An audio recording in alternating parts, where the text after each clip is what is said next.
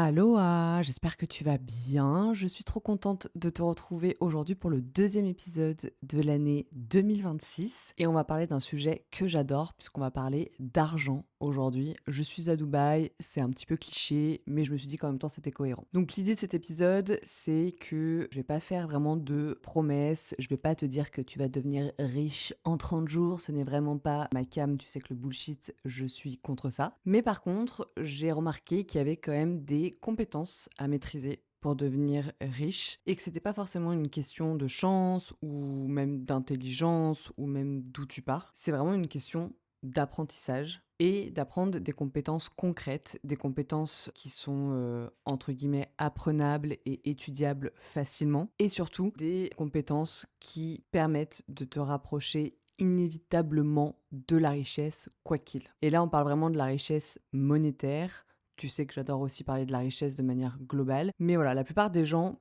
passent leur vie à chercher toujours la bonne opportunité, les bonnes personnes et le bon moment pour devenir, entre guillemets, riche. Et au final, ce qu'il faut tout simplement faire, c'est développer tes compétences. Je ne le dirai jamais assez, mais pour moi, le savoir, c'est le pouvoir. Donc, c'est exactement ce que je voulais te partager aujourd'hui. J'ai mis ça sous 10 compétences clés. Donc comme je te disais, vu que c'est des compétences à apprendre, l'idée c'est pas d'avoir les 10 qualités abstraites ou d'avoir ces 10 traits de personnalité. Pas du tout. D'ailleurs, pour chacune des compétences, je t'explique clairement pourquoi est-ce qu'elle permet de devenir riche, comment elle se manifeste concrètement dans la vraie vie et surtout, bien sûr, les actions à mettre en place parce que finalement, si tu m'écoutes, je sais que c'est pour ça. Et pourquoi est-ce que j'avais envie de te parler du fait de devenir encore plus riche, c'est parce que pour moi, ça permet d'accéder à une certaine forme de liberté. Et donc l'idée, c'est d'apprendre aussi comment certaines personnes finissent toujours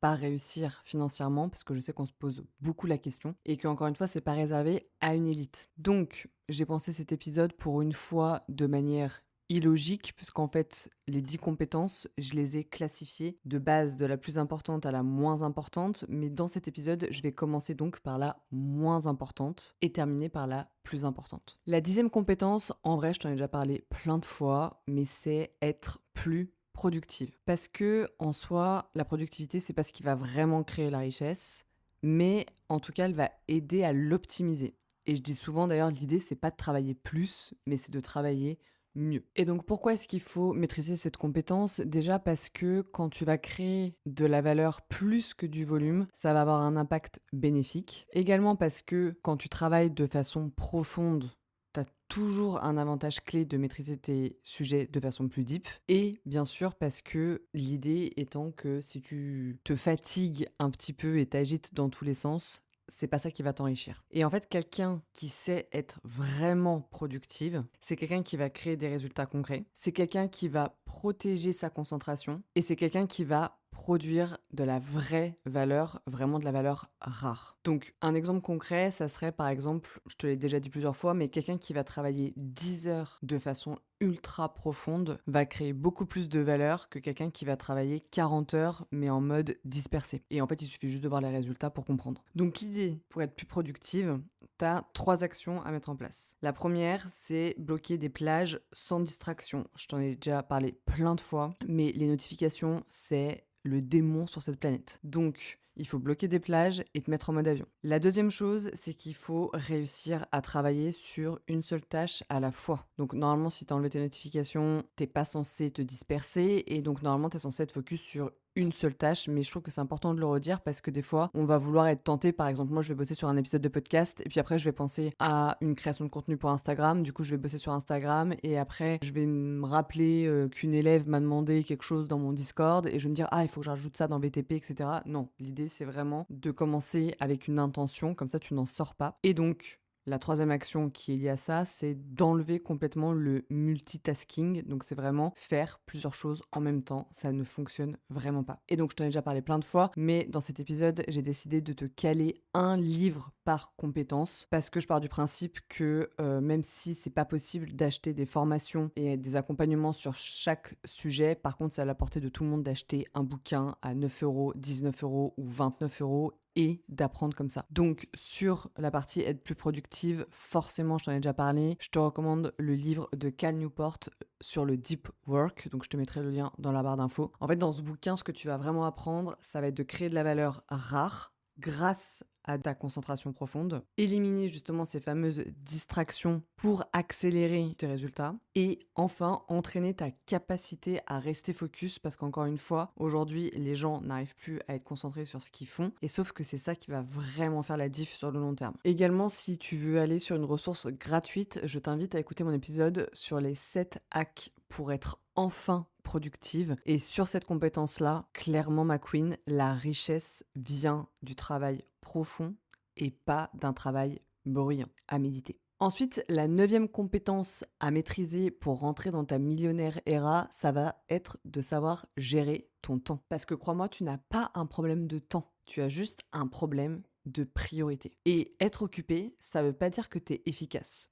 J'en ai déjà parlé plein de fois aussi. Mais en fait, les 3 raisons pour lesquelles c'est hyper important de maîtriser cette compétence, c'est parce que, encore une fois, le temps mal utilisé dilue tes résultats, en fait, tout simplement. Le fait d'être focus, ça donne un vrai impact sur la tâche que tu es en train de faire. Et aussi, dire non, ça te protège énormément. Et en fait, gérer son temps, pour moi, c'est égal à dire non. Parce que pourquoi est-ce qu'on n'arrive pas à gérer son temps? C'est parce qu'on va dire oui pour un café par-ci, oui pour un dîner par-là, oui pour une séance de sport par-ci et un oui pour un voyage par-là, quoi. Donc, l'idée, c'est vraiment de savoir aussi dire non. Et en fait, quelqu'un qui maîtrise la compétence de gérer son temps, c'est quelqu'un qui va travailler sur ce qui compte vraiment, qui va dégager tout ce qui est superflu dans sa vie.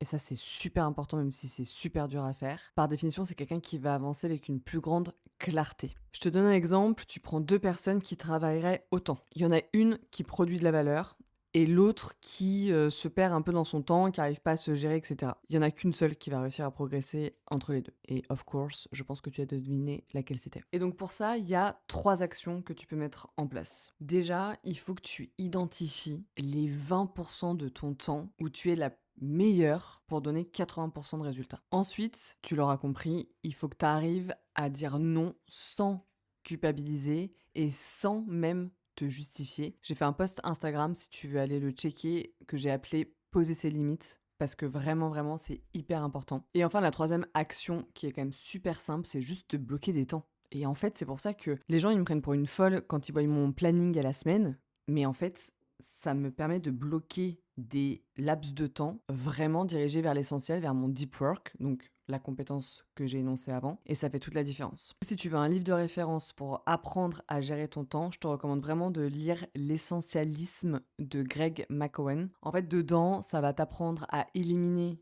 le superflu pour du coup te concentrer et donc avoir plus d'impact. Ça va t'apprendre à prioriser l'essentiel au lieu de un peu tout faire à moitié. Et ça va également t'apprendre à protéger ton temps et aussi ton énergie. Tu sais que l'énergie pour moi c'est un de mes non négociables dans la vie. Ça va te permettre d'avancer plus vite et aussi plus loin. Et si jamais tu veux savoir comment moi j'ai mis tout ça en place, tu peux aller écouter mon épisode que j'ai appelé Comment avancer 4 fois plus vite sans t'épuiser. Je te donne toute ma méthode dedans et ça va te permettre du coup d'apprendre à gérer ton temps parce que ce que tu élimines finalement va compter bien plus que ce que tu vas ajouter dans ton planning. Ensuite, la 8e compétence que j'ai beaucoup appris ces 2 dernières années, c'est de manager. Parce que j'ai compris qu'en fait, si tu ne savais pas manager, tu allais juste plafonner. En gros, tu n'arriveras pas à péter ton plafond de verre et avoir plus grand, plus haut, etc. Et la richesse, elle se crée en ayant plusieurs leviers et surtout en n'étant pas seul. Donc pourquoi est-ce que c'est important de maîtriser le management? Parce qu'en fait, toute seule, on se crée notre propre limite et on a du mal à avoir notre propre croissance, surtout en tant que femme. Ensuite, c'est aussi parce que les systèmes, les process, t'appelles ça comme tu veux, ça permet de créer de la liberté. Je sais que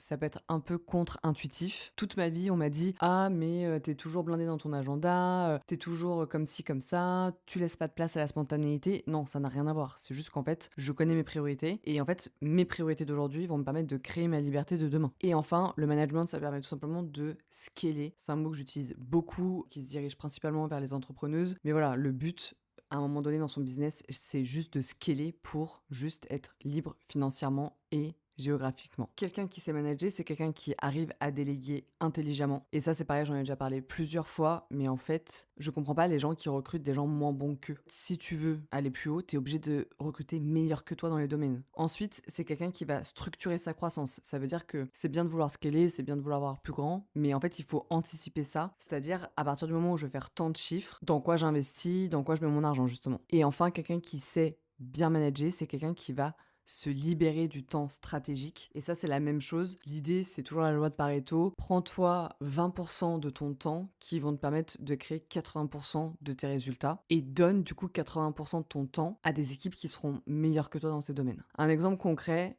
c'est vraiment, pour moi, tout faire toute seule. C'est sûr que ton plafond est ultra bas. Alors que si tu construis une équipe et que tu sais bien la manager, là, tu changes d'échelle. Et en fait, même si c'est hyper dur de l'accepter, tu vas devenir riche quand tu vas comprendre que tu n'es pas indispensable de partout. Pour manager, moi, j'ai mis en place 3 actions hyper simples. La première, ça a été de commencer en fait à documenter tout ce que je faisais. Parce que le fait de documenter tout ce que je faisais me permettait de me rendre compte finalement de toutes les micro-tâches que j'avais au quotidien et qui sont hyper chronophages, hyper énergivores et qui m'empêchaient de mettre mon focus soit sur des compétences ultra stratégiques, soit sur des compétences où je maîtrise ma zone de génie. Et le fait de tout documenter m'a permis de me rendre compte, ah mais ça je peux le déléguer, ah mais ça aussi, ah mais ça je peux trouver meilleur que moi, etc. etc. Ensuite, il faut absolument apprendre à clarifier les rôles et les responsabilités de chacun. Donc moi, chacun a sa fiche de poste. Moi, quand on me demande, Tony, il fait quoi pour toi, Jess, elle fait quoi pour toi, Léa, elle fait quoi pour toi, je sais très clairement quoi répondre parce que je connais les tâches de chaque personne et chacun sait exactement ce qu'il a à faire. Et enfin, j'ai commencé à créer des process. Moi, j'adore utiliser ce mot process, mais les process sont hyper simples. Et ça, c'est ce qui me convient à moi, ça conviendra pas forcément à quelqu'un d'autre, mais c'est hyper important. Et justement, si jamais tu veux apprendre cette compétence-là, déjà, ce que je trouve bien, c'est que dans plus en plus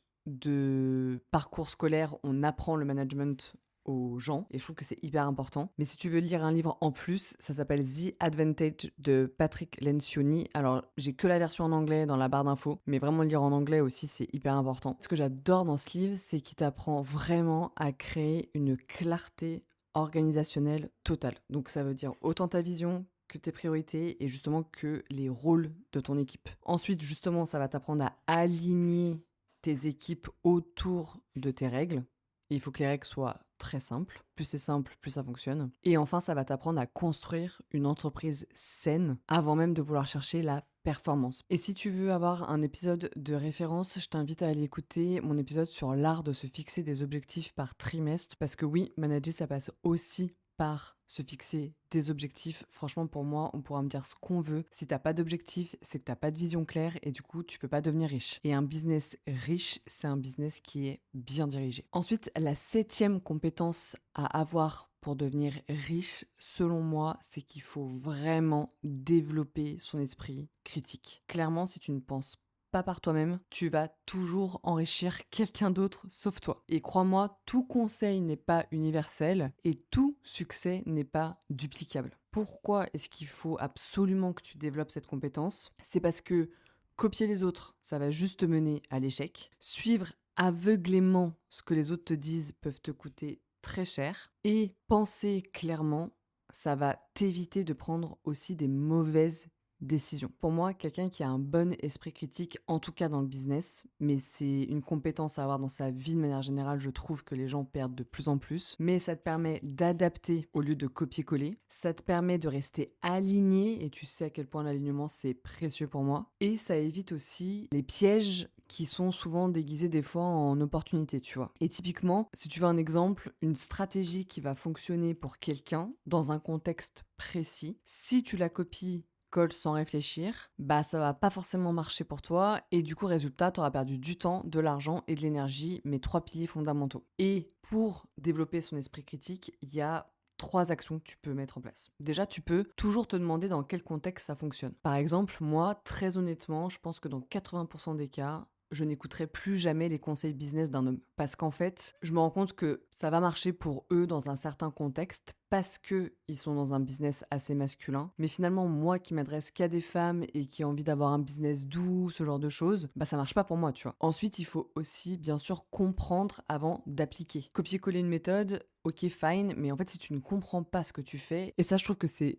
juste du bon sens parce que pour moi, à l'école, quand tu faisais quelque chose et que tu comprenais pas ce que tu faisais, au moment de l'évaluation, tu comprenais pas. Donc en général, tu avais pas des bonnes notes. Bah là, c'est un peu la même chose. Si tu fais des choses mais que tu comprends pas, ça va pas marcher sur le long terme. Et ensuite, il faut absolument apprendre à croiser ses sources. Pareil, ça c'est un truc que j'ai appris à l'école, mais toujours vérifier ses sources, toujours vraiment ouais, avoir l'esprit critique, notamment sur le domaine de l'information globalement. Je vais pas rentrer dans le débat des médias, pas médias, nanani, nanana, je regarde plus les médias depuis des années, mais l'idée c'est un peu ça. Et si tu veux un livre de référence sur ce sujet-là, que je suis encore en train de lire parce qu'il est en anglais, donc des fois c'est un peu technique, mais c'est le livre qui s'appelle The Art of Thinking Clearly de Rolf Dobelli. Donc en gros en français c'est genre l'art de penser clairement. Et en fait c'est un bouquin qui m'apprend vraiment à identifier les biais cognitifs qu'on a naturellement et qui du coup faussent les décisions dans notre quotidien. Et ça, le sujet des biais cognitifs, si tu veux que je fasse un épisode dessus, mets-le dans les commentaires parce que vraiment c'est un gros sujet, je trouve. Ensuite, ça m'apprend aussi à éviter les erreurs de raisonnement qui peuvent coûter beaucoup d'argent. Donc par exemple, quand il y a un effet de mode ou tu sais, le syndrome de l'objet brillant, je pense que tu en as déjà entendu parler, les biais de confirmation, ce genre de choses, c'est aussi très bâtard dans le milieu du business, donc il faut faire super attention. Et ça me permet aussi de penser de manière plus lucide pour prendre des meilleures décisions, que ce soit d'ailleurs dans ma vie perso ou dans mes décisions financières. Et si jamais tu veux aller écouter un de mes épisodes comme référence sur ce sujet-là, tu peux aller écouter 7 mensonges qui m'ont ralenti. Mais je pense vraiment que l'esprit critique, ça reste un sujet que j'aimerais beaucoup aborder dans d'autres épisodes. Donc je pense que je vais en reparler dans très peu de temps. Et l'idée, c'est que quand tu vas vraiment penser clairement, en fait, tu vas avoir un énorme avantage parce que crois-moi, que je me suis rendu compte que la plupart des gens aujourd'hui n'avaient pas d'esprit critique. Et que les gens sont des gros moutons et que les gens font la plupart des choses par mimétisme, mais pas parce qu'ils veulent vraiment faire quelque chose au fond d'eux. Ensuite, la 6e compétence qu'il faut maîtriser pour devenir riche, et c'est la compétence que je suis en train le plus d'appliquer depuis que je suis à Dubaï, c'est créer un réseau. Parce que les opportunités, crois-moi, elles viennent pas seulement de ton talent, encore moins de ton CV, mais ça peut aussi venir, et ça va venir, de qui tu connais, qui te recommande et qui te connecte. L'argent, et ça je m'en suis rendu compte avec mon propre business, mais en fait l'argent circule là où la confiance existe. C'est-à-dire que moi, je fais énormément de ventes grâce à mes anciennes élèves parce qu'elles parlent de mon programme. Et c'est une forme de réseau, tu vois. Pourquoi est-ce qu'il faut absolument maîtriser cette compétence de créer un réseau? C'est parce que les opportunités, malgré l'intelligence artificielle, ça reste de l'humain avant tout. Comme je viens de te dire, la confiance, finalement, c'est encore plus important que l'argent. Et aussi parce que un réseau, ça peut vraiment accélérer ton business. Et quelqu'un qui sait vraiment bien networker, donc créer un réseau, c'est quelqu'un qui va créer des opportunités, qui va réussir à ouvrir des portes qui ont été fermées, et du coup c'est quelqu'un qui va avancer beaucoup plus vite. Je me suis rendu compte qu'un message que tu vas envoyer au bon moment auprès de la bonne personne, ça peut te faire gagner des années d'efforts.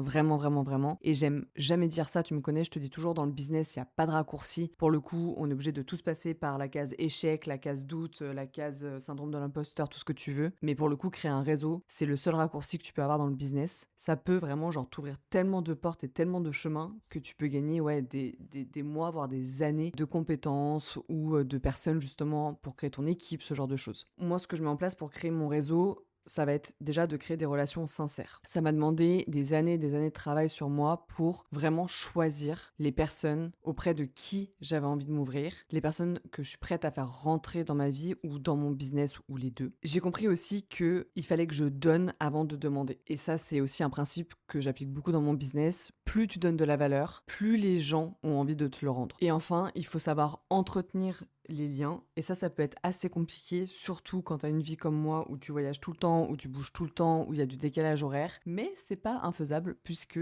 j'y arrive très bien. Et là-dessus, il y a un livre référence connu mondialement qui s'appelle Comment se faire des amis de Dale Carnegie. Et pour le coup, je t'ai mis le lien. Le livre existe en français, bien sûr. Et ce bouquin, il est exceptionnel, vraiment, parce qu'en fait, il te permet de comprendre ce qui motive les gens. Donc la reconnaissance, l'importance, l'écoute. Quand tu comprends ça, déjà, tu as une bonne base. Ensuite, c'est un bouquin qui va t'apprendre à créer de la confiance sincère et pas de la manipulation, parce que je sais que dans la tête des gens, et on me l'a déjà dit, ouais, du coup, quand tu parles aux gens, c'est que par intérêt, t'as pas de relation sincère. Ça n'a rien à voir. Vraiment, ça n'a rien à voir. Juste lis ce bouquin et tu comprendras en fait. Et c'est aussi un bouquin, et là, je vais utiliser un mot que personne n'aime, mais qui permet d'influencer les gens sans les forcer. Juste le fait que tu comprennes l'autre, ça va l'influencer naturellement à rester dans ton cercle ou pas. Et si jamais tu veux aller écouter un de mes épisodes, je t'invite à aller écouter l'épisode que j'ai appelé J'ai payé 22 € un verre d'eau et j'ai kiffé ça. Je t'en dis pas plus si t'as pas encore écouté l'épisode, mais franchement, je crois que ça a été une de mes plus belles leçons de networking de l'année 2025 en tout cas. Parce que ton réseau, je te le redis, mais finalement ça reste ton raccourci le plus puissant. Ensuite, la 5e compétence à maîtriser pour devenir riche, il va falloir que tu apprennes à aimer l'échec. Parce que les riches ne cherchent jamais à éviter l'échec. Ils savent l'absorber, ils savent l'analyser et surtout, ils savent en tirer un avantage. L'échec, il faut que tu vois ça comme un outil de progression. Et vraiment, je l'ai déjà dit aussi plusieurs fois, mais je le redis, ça dépend des cultures. Mais malheureusement, tu es né dans une culture où l'échec, c'était quelque chose de négatif, que c'était quelque chose de honteux, que c'était quelque chose de pas bien. Si tu veux entreprendre et que tu échoues au bout de 3 ans et que tu veux retrouver un job, on va te dire « Ah ben c'est quoi les 3 ans de trou que vous avez dans votre CV ?» Aux États-Unis, les gens embauchent uniquement des entrepreneurs qui ont échoué. Pourquoi? Parce qu'on sait que c'est dans l'échec que finalement on apprend le plus. Et donc pourquoi il faut maîtriser cette compétence? Parce que tu ne peux pas aller à un niveau supérieur si t'as pas fait d'erreur. C'est impossible. Genre ton cerveau ne capte pas en fait. Le cerveau apprend de ses erreurs. Donc une fois que tu as appris tes erreurs, forcément tu vas aller à un niveau supérieur. Aussi, l'idée étant que la peur de l'échec bloque le passage à l'action. Et ça, je le vois tout le temps dans mes calls. Au moment des recrutements pour mon programme, les filles ont tellement peur d'échouer qu'en fait, elles passent pas à l'action. Et de toute façon, c'est des profils du coup que je ne choisis pas parce que si elles savent déjà pas passer à l'action pour investir en elles-mêmes, elles passeront pas à l'action une fois qu'elles auront accès au programme. Donc, il faut apprendre à aimer l'échec et à passer au-dessus de sa peur de l'échec. Et justement, la conclusion, entre guillemets, c'est que l'échec, finalement, ça va accélérer ton apprentissage. Plus tu vas échouer, plus tu vas apprendre. Je vais te faire une comparaison qui va pas plaire à tout le monde, mais je te donne un exemple. T'as passé, je sais pas, peut-être 10 ans avec un mec. Donc t'as vécu une relation. Ok, t'as appris des leçons, mais t'as appris des leçons via cette relation-là. Si je prends une autre femme, et sur ces 10 années, elle a eu, je sais pas, 5 relations. Chaque relation a duré 2 ans. Et ben en fait, elle a eu 5 fois plus de chances d'apprendre des leçons différentes parce qu'elle était avec des personnes différentes et que même elle devait être différente en fonction des relations. Bah là, il faut que tu vois l'échec de la même façon. Je sais que quand on se sépare, on le vit souvent comme un échec, mais crois-moi que finalement, c'est pour apprendre bien plus de choses et sur toi et sur les autres. Donc il y a 3 actions faciles à mettre en place. Déjà, il faut que tu débriefes chaque échec par écrit. Et c'est pour ça que je t'ai beaucoup parlé de journaling ces derniers temps. Ensuite, extrais toujours une leçon. Même si elle est minuscule, même si tu la savais déjà, extrais une leçon. Et ensuite, il faut tout de suite que tu te relances et sans t'auto-flageller ou sans t'auto-saboter. Ça, c'est vraiment hyper important. Je vois trop de femmes qui se bloquent en mode genre « Ah non, mais j'ai pas réussi à maintenir ma relation. Ah non, j'ai pas réussi mon premier lancement ou je sais pas quoi. » Et en fait, elles retentent pas. Mais en fait, il y a que les gens qui abandonnent qui ne réussissent pas. Hein. Donc, si tu veux lire un bouquin, il y a un bouquin de Nassim Nicolas Taleb que j'adore qui s'appelle Antifragile. Vraiment, ce bouquin, il est exceptionnel parce que il va t'apprendre à accueillir l'imprévu. Et ça, c'est encore une fois quelque chose qu'on a beaucoup de mal, et moi la première, hein. Je suis une contrôle fric de ouf de base, et ce bouquin-là, vraiment, il te fait prendre conscience que l'imprévu, c'est une forme d'apprentissage. Ensuite, il va t'apprendre aussi à construire des systèmes qui vont te permettre de profiter des erreurs que tu vas faire, et surtout, et enfin, je pense que c'est le point le plus important, il va t'apprendre à te protéger des risques excessifs, mais en exploitant tes erreurs au travers de ce que tu auras fait pendant que tu grandis, quoi. Enfin, le bouquin est assez... Alors, je dirais pas que c'est le bouquin le plus simple à lire, mais par contre, il est vraiment full valeur. Vraiment antifragile, il est exceptionnel. Et du coup, tu t'en doutes, mon épisode de référence sur ma chaîne de podcast que je vais t'inviter à aller écouter, c'est Le perfectionnisme te vole ta vie. Parce que clairement, c'est en voulant être parfaite que finalement on ne fait jamais rien, et c'est en faisant jamais rien que on ne peut pas évoluer. Et l'idée, vraiment là où j'ai complètement switché en cette fin d'année dernière, c'est que je cherche plus la sécurité, en fait je cherche juste ma croissance personnelle. Et ça c'est hyper important. Je sais que le mot sécurité est super important aussi, mais apprendre à aimer l'échec va te rendre plus riche. Comme au même titre, tu peux échouer en investissant, je sais pas, dans une crypto. Alors bien sûr, à une petite échelle, mais au moins tu sauras, tu vois, t'auras appris plus du monde de la crypto. Donc il y a vraiment que en faisant les choses et en échouant que tu vas apprendre mieux, plus vite et du coup devenir riche plus vite. Et ça va parfaitement justement avec la 4e compétence que j'ai mis pour devenir plus riche, c'est d'apprendre plus vite. Alors du coup, j'en ai déjà parlé un petit peu au début de cet épisode sur le fait de savoir, c'est avoir du pouvoir. Mais là, je te parle pas juste d'apprendre. Je te parle d'apprendre plus vite. Parce que on vit dans un monde où tout devient obsolète super rapidement. Et du coup, vraiment maîtriser cette compétence, c'est ultra important là en 2026 parce que en fait les règles du jeu de la vie, elles vont changer en permanence ultra vite maintenant. Et ça, faut vraiment, enfin, les gens qui prennent pas le train, le métro, le bateau, ce que tu veux, là, on s'en fout. Ça va être compliqué pour eux. Pour moi, une personne qui aujourd'hui n'a toujours pas ChatGPT dans son quotidien, mais vraiment dans son quotidien, c'est quelqu'un qui va être pauvre toute sa vie, c'est certain. Parce que même les marchés évoluent. Quand on voit la monnaie, comment ça évolue, donc je te parlais de crypto juste avant, mais c'est tellement ça. Genre, tu te rends compte à quel point c'est avancé super vite. Quelqu'un qui apprend et qui apprend plus vite, c'est quelqu'un qui va réussir aussi à s'adapter continuellement dans son nouveau monde. Et c'est pas pour rien qu'au final, quand on est avec des yeux qui sont à la ramasse complète sur la nouvelle technologie ou je sais pas quoi, en fait, on dit qui sont yeuves, qui sont has-been, qui sont à la ramasse, qui sont en retard. Et en fait, ils sont déjà plus dans le monde actuel. Et du coup, ils peuvent pas être riches de ce que propose le monde d'aujourd'hui. Donc l'idée, c'est vraiment d'apprendre plus vite pour pouvoir t'adapter et entre guillemets pouvoir rester dans le coup. Et d'ailleurs, je sais pas si tu as déjà remarqué, mais moi, l'exemple qui à l'époque m'avait le plus choqué, c'est quand Uber est arrivé dans nos vies et qu'en fait, on a tous les chauffeurs de taxi qui ont fait des manifestations de malades, surtout en France. Ils étaient pas contents parce que les règles changeaient. Ceux qui se plaignent que les règles changent, regarde où est-ce qu'ils sont aujourd'hui. Et t'as d'autres chauffeurs de taxi qui ont compris et qui se sont dit, bah en fait, je peux être chauffeur de taxi, mais je peux aussi être chauffeur Uber. Et ben regarde-les où ils sont aujourd'hui. Je pense qu'ils ont gagné beaucoup plus d'argent et sont bien mieux aujourd'hui que ceux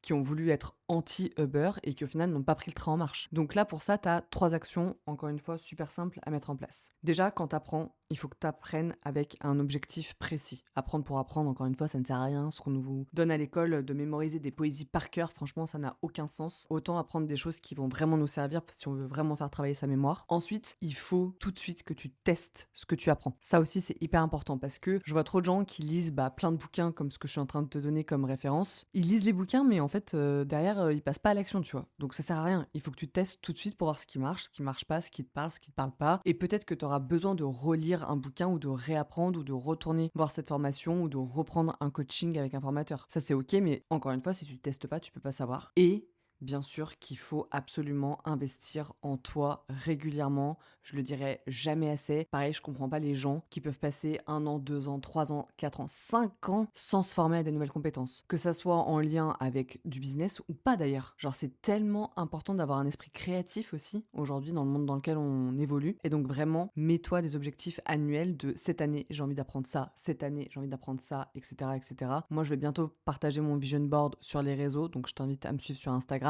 Et dans mon vision board, la moitié, c'est apprendre des compétences. Genre vraiment, pour moi, c'est la base essentielle. Limite, ça devient un pourquoi je me lève le matin, quoi. Et donc pareil, si tu veux avoir un livre de référence sur cette thématique pour apprendre plus vite, c'est un bouquin de Scott Young. Alors pour le moment, la version uniquement en anglais existe, mais il est trop bien. Ça s'appelle Ultra Learning. À l'intérieur, ça t'apprend vraiment comment décomposer une compétence pour l'apprendre plus vite. Tu sais, je te parle tout le temps d'objectifs qui sont hyper gros, on voit la montagne devant nous et je te dis, vas-y, découpe en sous-objectifs, c'est ok, ça va le faire. Et ben là, en gros, il t'apprend la même chose mais sur une compétence. Ensuite, il va t'apprendre à structurer ta manière d'apprendre pour que tu arrives à le faire sur le long terme, parce qu'encore une fois, les gens, ils sont ultra motivés au début, ils lisent le bouquin peut-être tous les jours pendant 4 jours et puis en fait, après, ils réouvrent plus le bouquin pendant 1 mois, tu vois. Donc ça ne sert à rien. Ça, il t'apprend vraiment à comment mettre en place pour que ça soit durable. Et bien sûr, il t'apprend aussi à expérimenter la chose, le sujet sur lequel tu es en train de bosser. Et ça va te permettre aussi, par rapport au feedback, de voir pour la prochaine compétence que tu veux acquérir, qu'est-ce que tu dois mettre en place pour apprendre encore plus vite. Et pour mon épisode de référence, je t'invite à aller écouter un épisode que j'ai appelé « J'ai le meilleur green flag au monde ». Je te spoil un petit peu, mon meilleur green flag, c'est la remise en question. Pour moi, si tu ne sais pas te remettre en question, ça veut dire que tu n'as pas la capacité à prendre du recul et à voir ce qui te manque comme compétence pour devenir encore plus riche. Et là, ça va même au-delà de la richesse monétaire, c'est la richesse de tout. Ok, du coup, on va rentrer dans mon top 3, les 3 compétences les plus importantes selon moi pour devenir riche. Et la troisième, c'est être stable émotionnellement. Parce que j'ai remarqué que finalement dans la vie, c'est pas vraiment ce qui t'arrive qui est important, mais c'est comment tu réagis à ce qui t'arrive. Et la majorité des gens s'auto-sabotent, pas parce qu'ils ont pas de talent, mais en fait juste parce qu'ils sont pas stables émotionnellement. Là, on va avoir droit à des gens qui vont me dire: «Ah mais du coup, ça veut dire que tu ne ressens plus rien, nanani nanana». Si tu veux un épisode sur le stoïcisme, j'en ai encore pas fait, mais c'est un sujet que j'adore, donc n'hésite pas à me dire ça dans les commentaires. Mais ça n'a rien à voir. Vraiment, ça n'a rien à voir. Là, l'idée, c'est juste que tes émotions ne dirigent pas tes décisions. Et c'est vraiment deux choses différentes. Donc pourquoi est-ce que c'est hyper important d'être stable émotionnellement dans sa vie? C'est parce que déjà l'argent, par définition, c'est quelque chose, c'est une énergie qui va tester ta patience. Tout le temps, tout le temps, tout le temps. Genre, que tu sois salarié ou pas, au final, on est toujours dans la patience de recevoir plus d'argent, etc. Donc, c'est hyper important d'avoir conscience de ça. Ensuite, faut comprendre que les résultats ne sont jamais linéaires. Donc, si tu as ton propre business, eh ben, tu feras jamais les mêmes chiffres. Et si tu es salarié, certes, tu peux toucher le même salaire tous les mois, mais d'un mois à un autre, tu peux perdre ton job et n'avoir plus aucune source de revenus. Et aussi le fait d'être du coup à l'opposé, c'est-à-dire instable émotionnellement, va t'empêcher d'être constant. Ça va t'empêcher de mettre, par exemple, dans la crypto tous les mois la même somme, etc., etc. Alors que quelqu'un qui est stable émotionnellement, c'est quelqu'un qui ne va pas paniquer quand ça ne va plus marcher. Justement, quand, je sais pas, le marché du Bitcoin, il a chuté là récemment, enfin plutôt en fin d'année dernière. Tout le monde a paniqué, c'était une catastrophe. Moi, j'ai pas bougé, hein. Genre rien n'a bougé. Oui, j'ai perdu de l'argent, mais en fait, je sais que ça va revenir. Alors que si j'avais vendu à ce moment-là, je pense que dans quelques mois, voire années, je m'en serais mordu les doigts, tu vois. Ensuite, il faut jamais saboter ce qui fonctionne. Jamais, jamais, jamais. Je sais que des fois, ça peut être tentant de vouloir tester plein de nouvelles choses, etc. Et c'est ok, mais il faut toujours avoir une part de risque là-dedans. Et il faut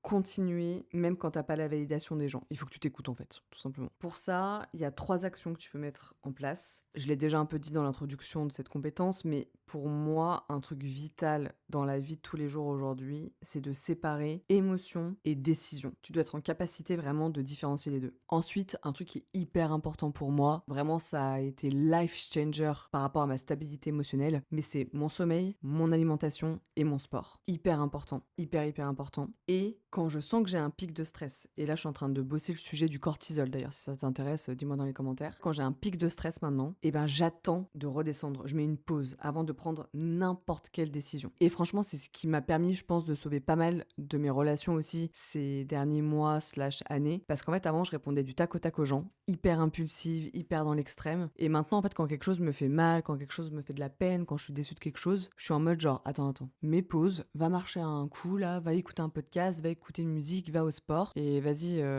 prends ta décision plus tard, tu vois. Ça, vraiment, c'est hyper important. Si tu as envie de te former sur cette compétence-là, tu peux lire un bouquin qui est hyper simple de Suzanne David, qui s'appelle L'agilité émotionnelle. Donc en version française, il existe. Et celui-là, il est vraiment top parce que je vais reprendre la base de la base de la base, mais en fait, ça va juste apprendre à reconnaître quelle émotion tu as. Déjà, c'est hyper important, ça me fait penser au dessin animé Vice Versa, je crois que ça s'appelle, où c'est en gros chaque bonhomme représente une émotion, tu vois. Ou genre les 7 nains, par exemple, tu vois, c'est le même genre. En vrai, c'est bête, mais il y a plein de gens qui arrivent pas à reconnaître leurs émotions. Des fois, on pense que c'est de la colère, alors qu'en fait, c'est plutôt de la tristesse, tu vois, ce genre de choses. Ce bouquin, il t'aide vraiment à retrouver ce que c'est que les émotions. Ensuite, ça va t'apprendre à arrêter de lutter contre tes émotions, mais plutôt à dealer avec au quotidien. Et ce que j'ai préféré dans ce bouquin, c'est que ça te permet de rester alignée et consciente de qui tu es finalement, même quand tout part un peu en vrille dans ta vie. Et si jamais tu veux aller écouter un de mes épisodes sur le sujet, j'avais fait un épisode que j'ai appelé J'ai hacké mon cerveau pour être heureuse. C'est vraiment ça, c'est qu'en gros, tout est dans le cerveau, tout est dans ta tête et ça te demande juste d'apprendre à te gérer parce que la richesse, elle appartient vraiment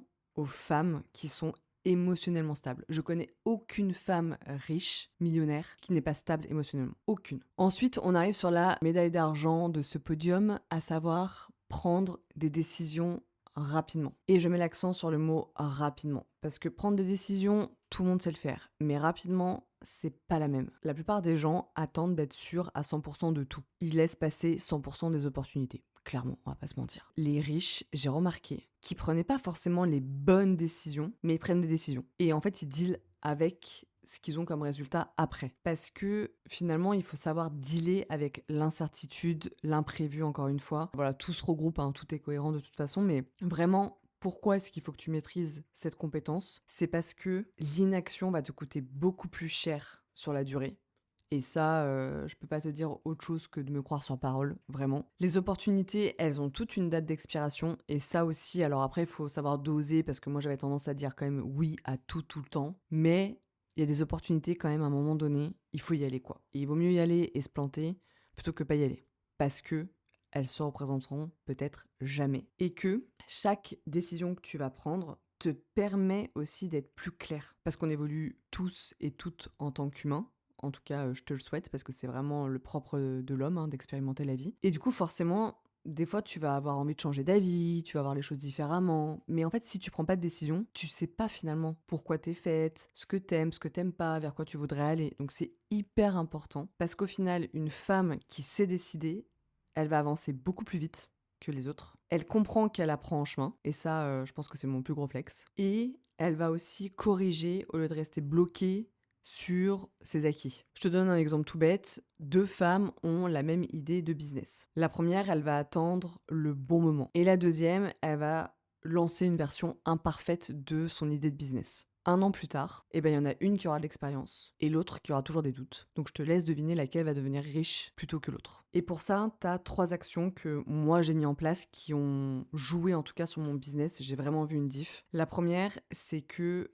je dois dans tous les cas toujours décider de tout sous 24 heures. Donc ça me permet d'être moins impulsive, je me laisse le temps, mais ça me permet aussi de pas procrastiner et de pas attendre 3 jours pour savoir quelle page de vente je préfère, pour savoir si je dois poster ce post ou pas, tu vois. Donc moi, c'est 24 heures de décision. Ensuite, j'essaie de me dire que j'ai le droit tout simplement de ne pas être parfaite et que je préfère décider de façon imparfaite plutôt que pas décider. Et je me pose systématiquement une question maintenant aussi, c'est qu'est-ce que ça va me coûter de ne rien faire. En général, dans 90% des cas, 90% des cas pour les Suisses et les Belges, ça va me coûter plus cher de ne rien faire que de faire la chose en question. Et pour ça, tu as un livre qui est génial, qui s'appelle Système 1, Système 2, les deux vitesses de la pensée, et c'est Daniel Kahneman qui l'a écrit, ce bouquin.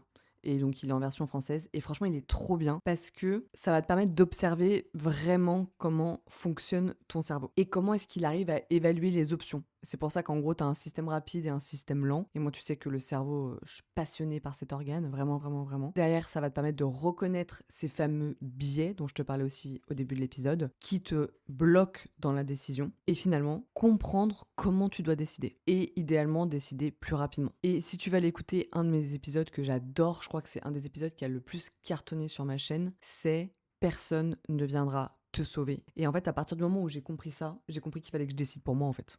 Et qu'il fallait que je décide beaucoup plus vite. Parce que j'ai compris que finalement la vitesse de mes décisions allait déterminer la vitesse à laquelle j'allais tout simplement devenir riche. Et enfin, on termine par la compétence la plus importante pour être dans ta millionnaire era. Elle va te paraître très cliché, mais crois-moi que beaucoup de gens en fait n'y pensent pas. Ça va être de comprendre l'argent. Parce que si tu comprends pas comment fonctionne l'argent, en fait, tu vas toujours travailler pour lui et pas avec lui. Et en fait, la majorité des gens pensent qu'ils gagnent pas assez d'argent. Moi, c'est ce que j'appelle avoir un mindset de pauvre. Parce que en réalité, ce qu'ils comprennent pas, c'est l'argent en lui-même. C'est pas le fait qu'ils en aient pas assez, c'est qu'ils comprennent pas en fait l'argent. Et comprendre l'argent, c'est pas être obsédé par l'argent, c'est comprendre que c'est une énergie. Et j'en ai déjà parlé plein de fois dans d'autres épisodes. Pourquoi tu dois comprendre comment fonctionne l'argent? C'est parce que déjà, toutes tes décisions financières vont en découler, que ça soit tes offres, tes prix, tes jobs, tes investissements, tes risques, tout. Ensuite, tu vas comprendre qu'il faut que tu arrêtes de confondre revenu, confort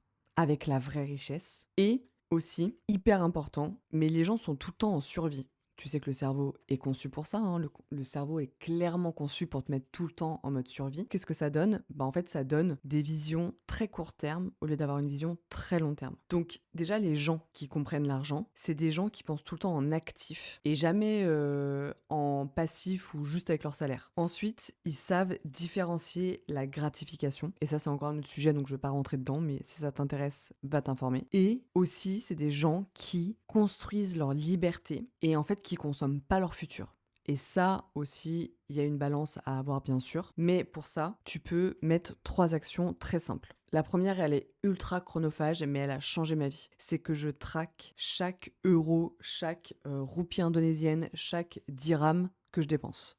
Sans exception. Ensuite, je me demande avant chaque dépense à quel point elle est importante. Est-ce que cette dépense travaille pour moi ou contre moi? Est-ce que c'est une dépense ou un investissement? Et ensuite, je décide consciemment combien je suis OK de dépenser par mois et combien je suis OK et combien je peux investir par mois. Et donc pour ça, il y a le meilleur livre au monde, il est ultra connu, je pense que tu sais déjà duquel je vais te parler, mais c'est La psychologie de l'argent de Morgana Housewell. Je t'ai mis aussi le lien en français bien sûr. C'est vraiment un bouquin qui va t'aider à comprendre que l'argent, c'est un jeu et qu'en fait c'est un jeu de comportement et que c'est pas un jeu d'intelligence. C'est pour ça que je te dis que tout le monde peut devenir riche. C'est vraiment une question de comportement, c'est pas une question d'intelligence. Ensuite, c'est un bouquin qui va vraiment t'aider à différencier la richesse réelle et les apparences de la richesse. Et enfin, le truc le plus important pour moi, ça te permet d'adopter une vision long terme où du coup, il faut faire preuve de patience, comme je t'ai dit, et de constance. Vraiment, avec l'argent, si tu dois avoir deux qualités et que tu dois développer, c'est la patience et la constance. Et j'avais fait un épisode que j'ai appelé les 10 clés pour rentrer dans ta rich feminine era, que je t'invite à aller écouter également, parce que l'argent, c'est un jeu mental. C'est pas un jeu mathématique. Et c'est une nana qui a fait science qui te dit ça, donc crois-moi que c'est vraiment vrai. Et je le dirai jamais assez, mais vraiment, pour moi, l'argent, c'est juste une énergie. Et en fait, la richesse, c'est pas un trait de personnalité. C'est pas, alors pour certains, c'est un privilège, on en a bien conscience, mais c'est pas non plus qu'une question de chance. La richesse, c'est quelque chose qui se construit, c'est quelque chose qui repose sur des fondations solides, notamment avoir les 10 compétences que je viens de t'énoncer. Donc petit rappel, hein, là je te les remets de la compétence la plus importante à la moins importante, mais les 10 sont à maîtriser quoi qu'il arrive. Donc il faut comprendre l'argent, il faut savoir décider rapidement, il faut rester stable émotionnellement, il faut apprendre plus vite que les autres, il faut utiliser l'échec au lieu de le fuir. Il faut savoir penser par soi-même. Ensuite, il faut créer des relations solides pour construire des systèmes et du coup protéger son temps, mais également produire de la vraie valeur. Et tout ce que je viens de te dire là, ça s'apprend. Alors oui, ça va prendre du temps. Oui, ça va demander de la patience. Mais peu importe d'où tu pars, peu importe ce que tu sais aujourd'hui, peu importe ce que tu n'as pas encore, tu es en capacité, je pense, d'écouter déjà tous les épisodes de podcast que je t'ai dit parce que c'est de la valeur 100% gratuite que je donne, d'investir dans quelques bouquins, je te dis ça va de 9 à 29 euros, donc largement abordable, et tu peux décider de devenir une personne qui est capable de créer sa propre richesse. Donc, petite question si tu veux me laisser ça dans les commentaires, mais quelles compétences tu vas décider aujourd'hui de travailler en priorité? Encore une fois, l'idée, c'est pas que tu puisses développer toutes les compétences là même en une seule année, ça serait beaucoup trop. Mais c'est pour ça que j'adore faire ce genre d'épisode parce que je sais que tu pourras les réécouter plus tard. Mais voilà, l'idée, c'est choisis une compétence aujourd'hui que je t'ai dite là, celle qui t'inspire le plus, développe-la et tu verras que ça va changer ta trajectoire et ton lien avec l'argent. Et si tu connais quelqu'un qui a des problèmes avec l'argent ou c'est un vrai sujet, n'hésite pas à lui partager cet épisode. Et si cet épisode t'a plu, n'hésite pas à noter ma chaîne de podcast, ça m'aide énormément. Merci beaucoup pour ton écoute et je te retrouve la semaine prochaine dans un nouvel épisode de La Comète.